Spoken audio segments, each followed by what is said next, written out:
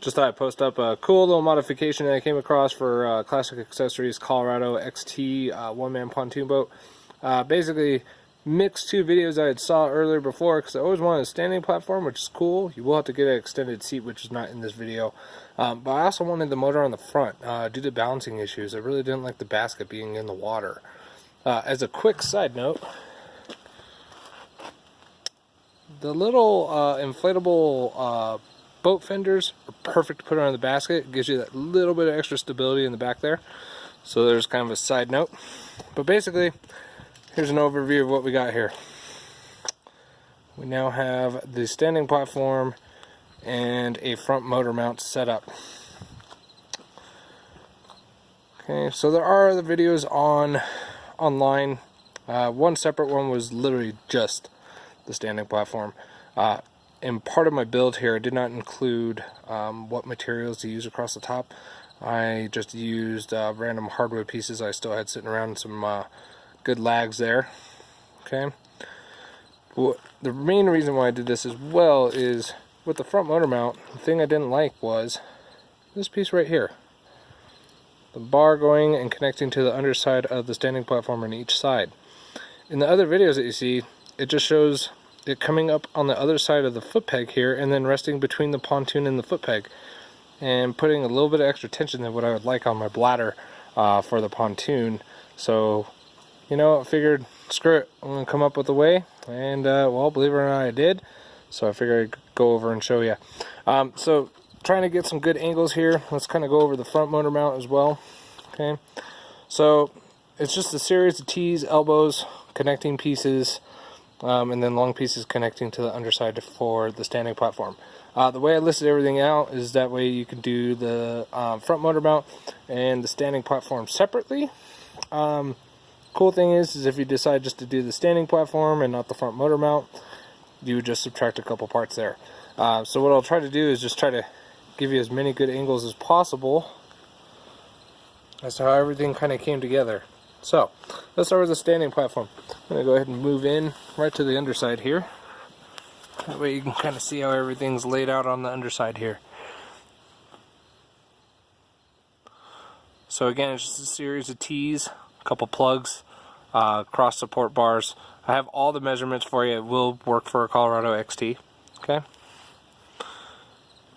And the main part starts directly under basically the seat area. You will have to pretty much separate the two side pieces just to get that on there. But basically, no glue needed. I wanted to make sure that if anything did go wrong, I'd be able to still take it apart. The cool part is that it's still pretty watertight, so not really worried about it taking on too much water up here in the front, especially with the T's hanging down. So that's pretty much the standing platform. And then again, since we've had good angles already, but a little bit of a close-up on the front motor mount piece as well. You're literally using the legs of the foot pedals to kind of go in. So, but any questions or anything, feel free to put it on the comments. Let's go ahead and go over the parts list I labeled out for you guys. So to start off, the main piece that you're going to need, 3 5-feet, 1.25" PVC piping, and it is for the entire build. You will wind up with extra. You know, hopefully this inspires you to kind of create other things, which maybe you can use some of the extra piping for. But basically, you're going to need to cut up one of the 5-foot sections of the PVC piping into 8 2.5-inch piping pieces. They'll interconnect the 10 T's as well as the 2 crosses, the 2 plugs on there, 2 slip elbows. So basically one end is the standard 1.25" and the other one slips into existing T pieces. And then as far as the cross supports, 2 19.25" piping and then 1 11-inch section of piping. And again, just putting the configuration together. There is some flex in it, so it's going to take a little bit of, you know, a little wiggling, a little wiggle and a little jiggle. Maybe a couple light taps with a hammer to kind of get everything to come together. Be patient with it. It doesn't take too terribly long. I literally spent maybe an hour doing it. The most time I spent was going to the store and getting all the parts.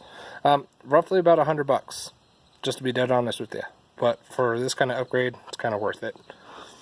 As far as the front motor goes, again, 8 2.5-inch piping connectors. 4 different T's that you kind of assemble. That's your main junction for the motor mount. And then 4 elbows, just your standard elbows will work.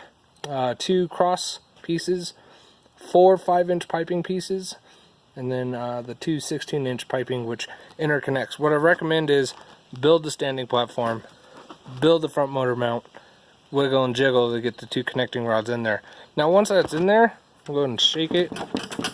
It's solid. Like, it does not flex, it does not move.